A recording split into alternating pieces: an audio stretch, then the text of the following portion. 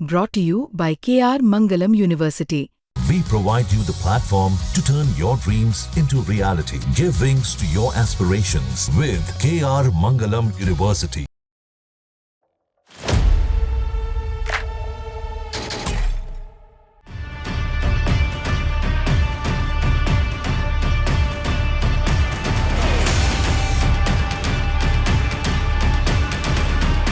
इधर एक phone call हुआ, बातचीत हुई और सिंगल अल्टीमेटम पर सीज फायर हो गया।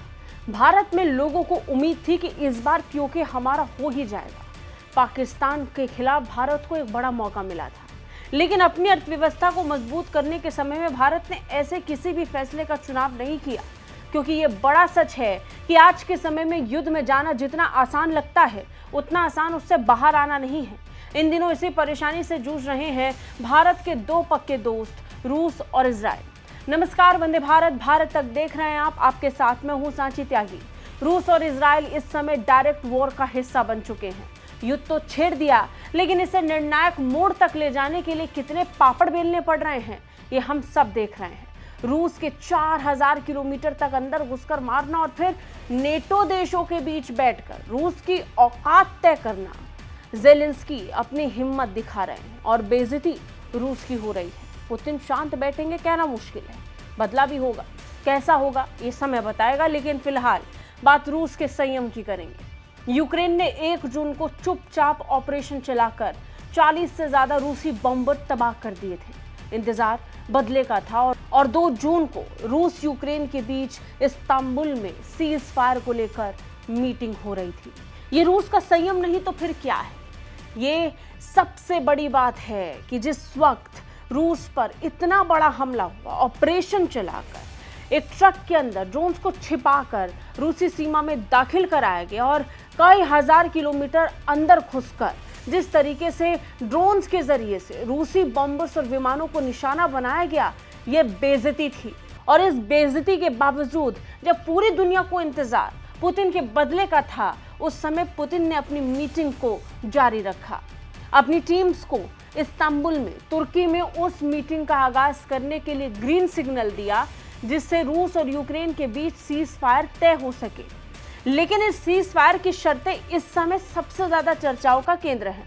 पूरी दुनिया में आप अलग अलग पैमाने पर चर्चाएं देख रहे हैं। कई एक्सप्लेनर्स, कई विस्तार से की जाने वाली और पेश की जाने वाली रिपोर्ट्स देख रहे हैं। एक्सपर्ट्स अपनी राय दे रहे हैं, कह रहे हैं तीसरा विश्व युद्ध हो सकता है। कोई कह रहा है कि इस बार पुतिन इतनी बड़ी तबाही मचाएंगे जिसके बाद ज़ेलेंस्की खुद इसकी जद में आ सकते हैं। ज़ेलेंस्की पर सीधा हमला भी हो सकता है, एक्सपर्ट्स ये भी कह रहे हैं। परमाणु युद्ध भी हो सकता है, इसका भी अंदाजा है। लेकिन आप एक चीज भूल रहे हैं और इसी पर आज हम बात करने वाले हैं। बात उस कोशिश की जिसमें सीज फायर का जिक्र है। लेकिन ये सीज फायर जितनी जटिल शर्तों के साथ आया है, उसके बाद यूक्रेन इसे एक्सेप्ट करेगा कहना बहुत मुश्किल है। रूस की नाक की बात हो गई है इस बार यूक्रेन के साथ जंग। क्रीमिया को जिस तरीके से रूस ने हासिल किया, उसके बाद यूक्रेन के कुछ हिस्सों को रूस अपना बता रहा है। 2022 में ही रूस ये क्लेम कर चुका था कि यूक्रेन के कुछ इलाकों पर रूस का कब्जा है और तब से आज तक इसी नियंत्रण का हवाला देते हुए रूसी राष्ट्रपति व्लादिमीर पुतिन अपने सहयोगियों के जरिए से पूरी दुनिया को क्लियर मैसेज दे रहे हैं, ये युद्ध तभी रुकेगा जब आप हमारी शर्तों को मानेंगे। सबसे पहले उन शर्तों का जिक्र करते हैं जिनका जिक्र इस मीटिंग में भी आया, तुर्की में हुई इस बैठक में भी आया, जिसका कोई निष्कर्ष नहीं निकला। इस मीटिंग का सबसे पहले निष्कर्ष क्या निकला, इस पर बात कर लेते हैं। इस मीटिंग में यह तय हुआ कि डेड बॉडीज एक्सचेंज होंगी। प्रिजनर ऑफ वॉर्स के तहत उनके शव वापस एक दूसरे के देशों को दिया जाएगा। लेकिन हैरानी की बात यह है कि यह बैठक सीज फायर के लिए बुलाई गई थी, प्रिजनर्स ऑफ वॉर के रूल्स एंड रेगुलेशंस को डिस्कस करने और शवों को एक देश से दूसरे देश को देने के लिए नहीं। सीज फायर छोड़िए, यहाँ पर सीज फायर के लिए किसी देश ने मन तक नहीं बनाया। पुतिन पहले दिन से आज तक अपनी शर्त के साथ अड़े हुए हैं। आपको बर्बादी चाहिए, आपको बर्बादी मिलेगी। अगर आप बर्बादी नहीं चाहते, आपको हमारी शर्तें माननी होगी। क्रिस्टल क्लियर, एकदम साफ शब्दों में यूक्रेन ने 2 ऑप्शन यूक्रेन के लिए छोड़े हैं। उन 2 ऑप्शंस का अब हम जिक्र करेंगे। इन दो ऑप्शंस को दो तरीके से बांटा गया है, फर्स्ट फ्रेमवर्क और सेकंड फ्रेमवर्क। फर्स्ट फ्रेमवर्क में डायरेक्ट एक्शन की बात है, सीधे निष्कर्ष की बात हो रही है, और सेकंड फ्रेमवर्क में धीरे धीरे यूक्रेन की इन क्षेत्रों पर रूस के कब्जे का जिक्र आ रहा है। जब हम फर्स्ट फ्रेमवर्क का जिक्र करते हैं तो फर्स्ट फ्रेमवर्क में कुछ शर्तों का जिक्र आया है। इसमें रूस का कहना है कि यूक्रेन पूरी तरीके से कुछ इलाकों को खाली कर दे। सबसे पहले क्षेत्रीय मांगों के हिसाब से, क्षेत्रीय मांग के हिसाब से यूक्रेन को डोनेत्स्क, लुहांस्क, ज़पोरिज़िया और खेरसोन क्षेत्रों से अपने सैनिकों को पूरी तरह से हटाना होगा। ये वो इलाके हैं जिन पर रूस अपने कब्जे को घोषित कर चुका है। 2022 के बाद से रूस यही कहता है कि इन इलाकों पर अब रूस का नियंत्रण है। क्रीमिया की तरह यूक्रेन को अब इन हिस्सों को भी छोड़ना होगा। बड़ी बात यह है, सिर्फ ये इलाके नहीं, फर्स्ट फ्रेमवर्क के तहत रूस चाहता है कि 2014 में जिस क्रीमिया पर रूस ने कब्जा किया उसे भी इन रिटर्न एक्सेप्ट किया जाए कि वो रूस का ही हिस्सा है। रूसी मैप में तो इन इलाकों को शामिल भी कर लिया गया है। मैंने आपको उससे जुड़ी हुई तस्वीरें और वो मैप अपनी पिछली रिपोर्ट में भी दिखाया था, जिसमें रूस और यूक्रेन के उस ताज़ा मैप का जिक्र था जिसमें रूस धीरे धीरे विस्तार कर रहा है। अभी तक ये विस्तार केवल पूर्वी यूक्रेन तक हो रहा था, लेकिन अब उत्तरी यूक्रेन की तरफ भी रूसी सेना बढ़ रही है। इसी बढ़ावे को रोकने के लिए यूक्रेन ने अपनी तरफ से एक्शन प्लान तैयार किया, लेकिन पुतिन की शर्तें तो अभी भी वही हैं। क्षेत्र के लिहाज से क्रीमिया समेत बाकी कुछ इलाकों पर रूस का पूरा नियंत्रण, इसे इन रिटर्न मान्यता दी जाए। इसके अलावा पुतिन ने युद्ध विराम की शर्तें भी सामने रखी हैं।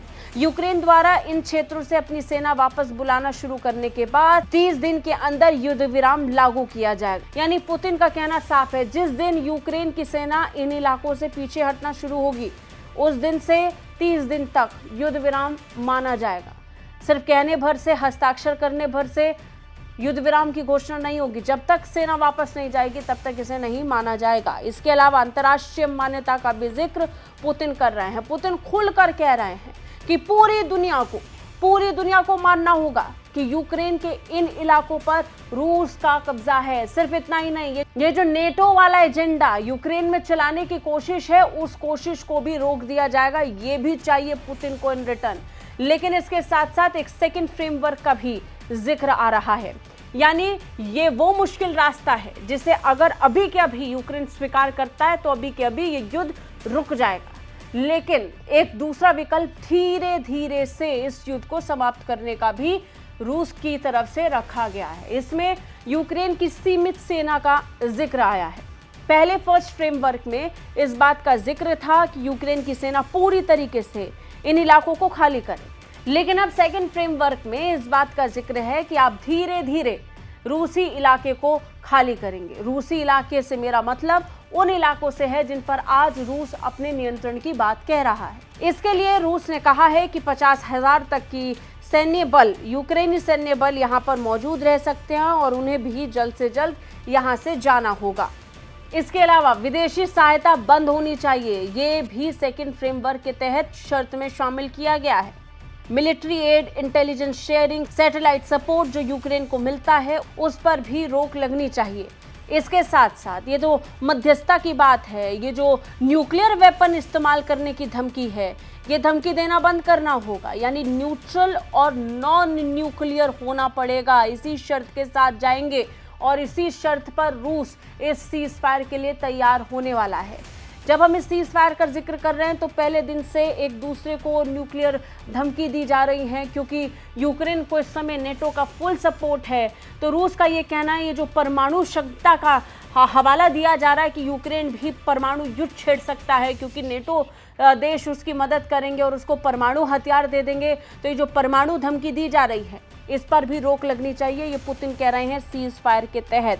इसके अलावा पॉलिटिकल और कुछ कल्चरल डिमांड हैं। पॉलिटिकल डिमांड में रूसी राष्ट्रपति व्लादिमीर पुतिन की टीम्स का कहना है कि यूक्रेन में 100 दिन के अंदर चुनाव चाहिए। ज़ेलेंस्की को आउट देखना चाहते हैं वो, और इसलिए यूक्रेन के अंदर 100 दिनों के अंदर चुनाव होंगे और तभी इन शर्तों के साथ आगे बढ़ा जाएगा। इसके अलावा बाकी शर्तों के तहत वो रूसी नागरिक जो इस समय यूक्रेन में रह रहे हैं उनकी सिक्योरिटी भी पुतिन पक्का करना चाहते हैं और ये इन रिटर्न चाहिए। सिर्फ इतना ही नहीं, वो व्यापारी और जितने भी प्रतिबंध और बैन रूस पर लगाए गए हैं वो प्रतिबंध भी वापस हटने चाहिए। इन्हीं शर्तों के साथ पुतिन बार बार कह रहे हैं कि आप हमारी शर्त मानिए और हम सीज फायर के लिए तैयार हो जाएंगे। अब चाहे आप फर्स्ट फ्रेमवर्क के तहत इसे स्वीकार कीजिए या फिर सेकेंड फ्रेमवर्क के तहत, अगर आप इन शर्तों को मानते हैं, यूक्रेन इन शर्तों को मानता है, तो ये सीज फायर होगा, वरना आप अंजाम भुगतने के लिए तैयार रहिए।